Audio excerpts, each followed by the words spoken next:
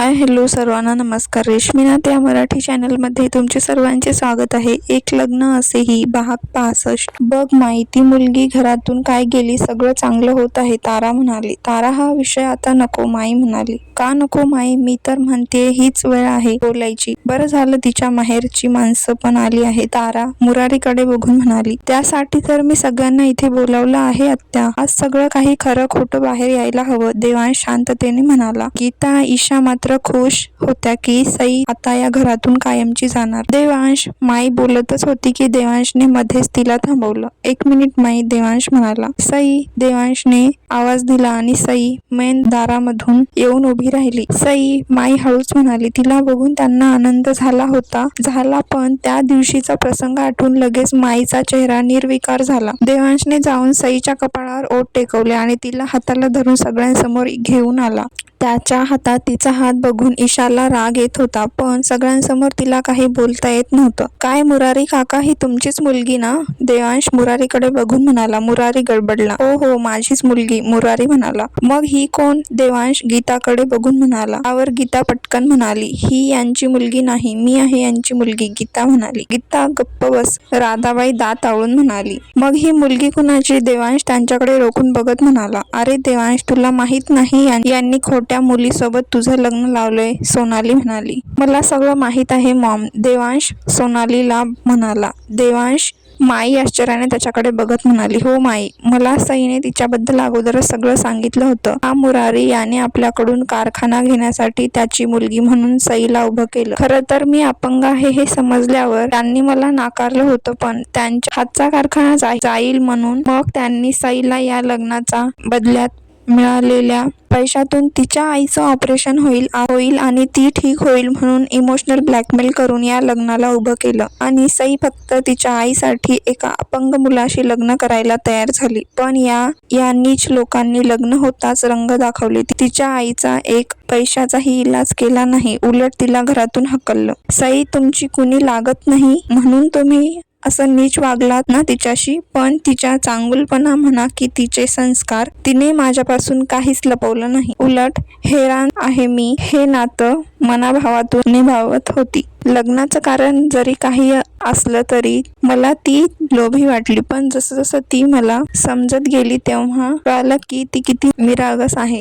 आईसाठी जी माणसं तिला आपलं मानत नाहीत त्यांच्यासाठी जीवावर उदार झाली आणि माझ्याशी लग्न केलं. परिस्थिती माई, परिस्थितीने आम्हाला एकत्र आणलं. सईला तिच्या आईच्या इलाजासाठी पैसे हवे होते आणि तुला माझ्यासाठी एक संस्कारी बायको, अशी मुलगी जी माझा सांभाळ करेल म्हणून तू माझ्यासाठी सर्वसाधारण घरातील मुलगी निवडली. खरं तर तू माझ्यासाठी तिचा सौदा केलास माई. देवांश डोळ्यात पाणी आणून म्हणाला. माई सुन्न होऊन ऐकत होती. खरंच तर बोलत होता तो. सईला त्यांनी मुरारी या लग्नासाठी कारखान्याचा आणि कर्ज माफ करण्याचा लोभाने तर तयार झाला होता. सईच्या डोळ्यातून पाणी गालावर आलं. देवांशने लगेच तिचा चेहरा वर करून त्याच्या हाताच्या बोटाने ते अश्रू पुसून टाकले आणि नाही मध्ये मान डोलावली. हो, केलं आम्ही आमच्या फायद्यासाठी हिचं लग्न तुमच्याशी. मग काय झालं, खुश आहे ना ती तुमच्यासोबत? अजून काय हवंय? माझ्या मुलाने हिला हिच्या आईला स्वीकारलं, ते उपकार यांच्यानी कधी फिटले नसते. इतके दिवस आम्ही हिला सांभाळलं, खायला घातलं, कपडे, शिक्षण दिलं, त्याची परतफेड तिने केली. मी तरी कुणाकडून अपेक्षा ठेवतोय? ज्या बाईने स्वतःच्या मुलाला नोकराप्रमाणे वागवलं, ती त्याच्या मुलीला कसं स्वीकारेल? देवांश धारदार आवाजात म्हणाला. ती माझ्या सुरेशची मुलगी नाही. काय माहीत कल्याणी कुठे तोंड काळं करून आली होती. त्याच्यात दोष आहे म्हणून ती बाहेर जाऊन राधा बोलतच होती की तिच्या कानाखाली खडकन वाजली. म्हातारी 4 पावले मागे गेली. तिच्या कानातून किर्र आवाज निघत होता. बस, एक शब्द पण पुढे बोललीस तर जीभ तोडून हातात देईन म्हातारे. इतके दिवस फक्त माझ्या मुलीसाठी मी तुमचं सगळं काही सहन केलं, पण आता नाही. कल्याणीचा थरथरता आवाज आला. आई, सई तिच्या आईला बघून खूप खुश झाली आणि पळत त्यांच्याकडे गेली. सई, माझं बाळ. कल्याणी तिच्या चेहऱ्यावर मुके घेत रडत होती. सगळे कल्याणीलाही कोण या आविर्भावात बघत होते. जेव्हा देवांशने कल्याणीला सगळं सांगितलं तेव्हा तिला करमत नव्हतं. म्हणून ती परत आपल्या देशात परतली. कारण आईला माहीतच नव्हतं की माझं लग्न होत आहे. तिने तिची शपथ देऊन मला हे लग्न करण्यापासून रोखलं असतं. म्हणून मुरारी काकांनी तिला ट्रीटमेंटच्या बहाण्याने हॉस्पिटलमध्ये ॲडमिट केलं. पण तिथे तर नुसतं ट्रीटमेंटचं नाटक चाललं होतं. हे सगळं फक्त तिने लग्नात काही गोंधळ घालायला नको म्हणून आजीने रचलेला कट होता.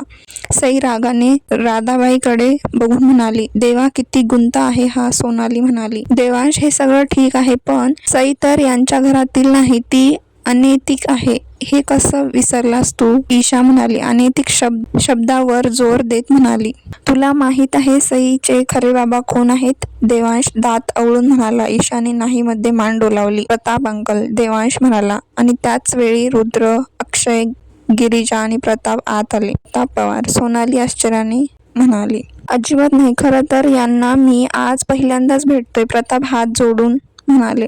या घरात चाललंय काय? कोण कुणाचा बाबा आई कळतच नाहीये. तारा डोक्याला हात लावून म्हणाली, मी सांगतो. असं म्हणून डॉक्टर अक्षयने सगळ्यांसमोर सईच्या जन्माचं सत्य सांगितलं. माई ही कल्याणीच्या ट्रीटमेंटची फाईल आणि हे प्रताप आणि सईचे DNA रिपोर्ट. हे तुम्ही कुणालाही दाखवा. यावर जे लिहिलेलं आहे ते एक ना एक गोष्ट खरी आहे. सई प्रतापची मुलगी आहे आणि प्रताप पवार समाजात किती मोठी व्यक्ती आहे तुम्हाला सगळ्यांना माहीतच आहे. डॉक्टर अक्षय, माई बाळ होण्यासाठी फक्त स्त्री पुरुष एकत्र आले पाहिजे असं नाही. मेडिकल सायन्स खूप पुढे गेलं आहे. ज्यांना तुम्ही अनझोटी समजता त्यांनाही बाळ होऊ शकतं. त्यासाठी अशा प्रकारच्या ट्रीटमेंट कामी येतात. डॉक्टर अक्षय म्हणाले. माई हे सगळं ऐकून सुन्न झाली होती. माई, सई माझी मुलगी आहे हे मला माहीत नव्हतं, पण तिच्यात मला माझी सायली दिसते. प्रताप म्हणाले. त्यांच्या डोळ्यातून अश्रू वाहत होते. आता तर सगळं तुम्हाला माहीत झालं ना माई? आता तुझी सई बहिणीबद्दल काही नाराजगी नसावी. माही म्हणाली. नाही, माझी अगोदरच काही नाराजगी नव्हती, पण सईने अगोदर का सांगितलं नाही म्हणून थोडं वाईट वाटलं होतं. माई डोळे पुसत म्हणाली. माई, या सगळ्या गोष्टी तुमच्या समोर अशा प्रकारे येतील असा विचार कधीच आम्ही केला नव्हता. देवांश म्हणाला. पण या गीताने येऊन तुम्हाला काही बाई सांगितलं? माही चिडून म्हणाली. सगळे गीताकडे रोखून बघत होते. मी काही नाही केलं. मला ही ईशा म्हणाली होती की तिथे जाऊन सईबद्दल सगळं सांगायचं. यासाठी तिने मला पैसे पण दिले होते. सगळं ईशावर सोडून दिला आणि बाजूला झाली. माई आश्चर्याने ईशाकडे बघत होती. ईशाने घाबरून मान खाली घातली. ईशा, मिस्टर राणे आश्चर्याने म्हणाले. हो अंकल. ईशा. देवांश ईशाकडे घृणास्पद बघत म्हणाला. ईशा, देवांश काय म्हणतोय ते खरं आहे का? मिसेस राणे तिच्या हाताला हिसका देऊन म्हणाली. मॉम, ते ईशा अडखळली. ते मला वाटलं सई देवांशच्या अपंग असण्याचा फायदा घेत असेल. कदाचित देवांशला तिच्या पास्ट बद्दल माहीत नसेल म्हणून मी. ईशा खाली मान घालून म्हणाली. How dare you? तू आहेस तरी कोण माझ्या पर्सनल गोष्टीत पडायला? देवांश रागाने लालबुंद होऊन म्हणाला. देवांश, मी. ईशा दचकून म्हणाली. Shut up. इतके दिवस तुला तुझ्या वागण्याला इग्नोर करत होतो because of Amit and uncle. मला माहीत आहे तुझं हे असं वागणं त्यांना अजिबात आवडणार नाही. देवांश म्हणाला. देवांश, हे मी तुझ्यासाठी केलं. ईशा म्हणाली. वाय? मी सांगितलं होतं तुला. देवांश म्हणाला. I love you. Devansh. Isha म्हणाली. काळजी वाटते मला तुझ्यासोबत काही वाईट होऊ नये याची, म्हणून मी सईचं सत्य गीताला सांगायला लावलं. ईशा डोळ्यात पाणी आणून म्हणाली. ओ, तर तू हे माझ्यासाठी माझ्या काळजीपोटी केलं? देवांश म्हणाला. देवांश जोरजोरात मोठ्या आवाजात म्हणाला. व्हॉट? मिस्टर राणे हे ऐकून जागीच उभी राहिले आणि ईशा चपापली.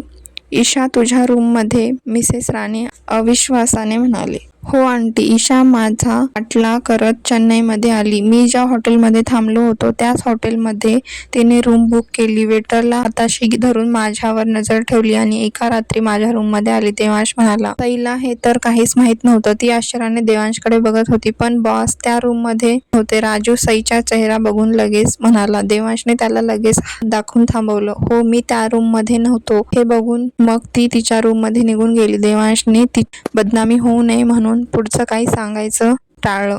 ईशा, काय हा मूर्खपणा? तू तर मयुरीला हॉटेलवर सोडायला म्हणून चेन्नईला गेली होतीस ना, मिस्टर राणे म्हणाले. तिचा प्लॅन होता माझ्यात आणि सईमध्ये मिसअंडरस्टँडिंग निर्माण करायचा, देवांश म्हणाला. आणि नंतर गीतालाही तिने यासाठी माईकडे पाठवलं की सईबद्दल उलटसुलट सांगून मी येण्याआधीच तिला घरातून बाहेर काढायचं, देवांश म्हणाला. मिस्टर राणे खाडकन ईशाच्या कानपाटीत वाजवली. डॅड.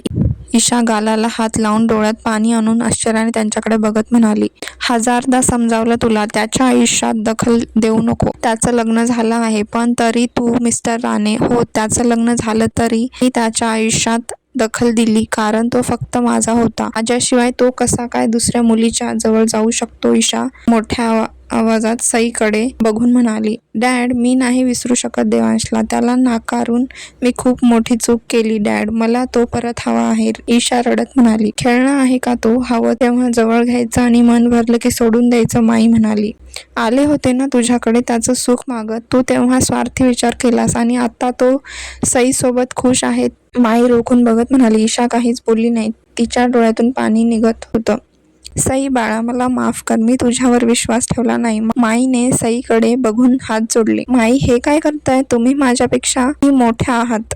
माझी माफी मागू नका. मागून तुम्ही मला दुखावताय. तुम्हाला जे दिसलं सांगितलं त्यावर तुम्ही विश्वास ठेवला आणि हे सगळं इतकं गुंतागुंतीचं झालं होतं की मला तुम्हाला समजावून सांगायला जमलंच नाही, सई डोळ्यात पाणी आणून म्हणाली. सुनबाई, माईने तिला मिठी मारली. माई, सईला आता खूपच भरून आलं. आय एम सॉरी देवांश, माझ्या मुलीमुळे तुला आणि सईला खूप काही सहन करावं लागलं. मला माफ करा माई. कदाचित आम्ही आमच्या मुलीवर योग्य ते संस्कार करू शकलो नाही, मिस्टर राणे हताश होऊन म्हणाले. यात तुमची काही चूक नाही अंकल. खरं तर मी या गोष्टी तुम्हाला कधी सांगल्या नसत्या, पण इथे सईच्या चारित्र्यावर शिंतोडे उडवण्याचा प्रयत्न चालू होता. तसं काहीही होऊ देणार नाही. माझ्या आयुष्यात आता फक्त तीच असेल.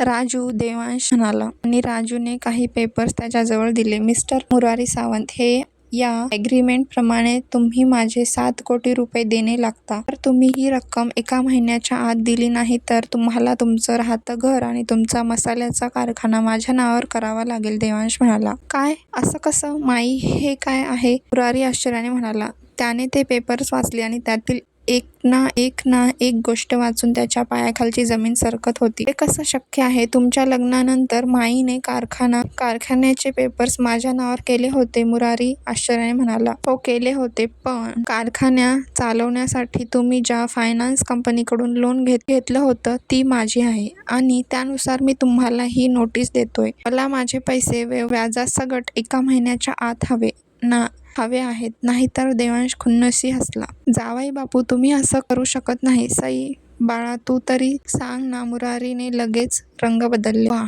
ज्या मुलीला तुम्ही आपलं मानतच नाही तिच्या नवऱ्याचं काहीच नातं नाही, देवांश म्हणाला. असं म्हणू नका जावई बापू. अहो, माझ्या मुलाच्या आयुष्याचा प्रश्न आहे. त्याचं अजून शिक्षण पूर्ण व्हायचं आहे, मुरारी कळवळून म्हणाला. सईच्या वेळी हा विचार का केला नाही? का तर ती तुमची मुलगी नव्हती म्हणून, देवांश दात आवळून म्हणाला. आमची चुकी झाली वहिनी. अहो, तुम्ही तरी काही बोला. दादाने मेहनतीने उभारलेला हा कारखाना असा जाऊ द्यायचा का? मुरारी कल्याणीला म्हणाला.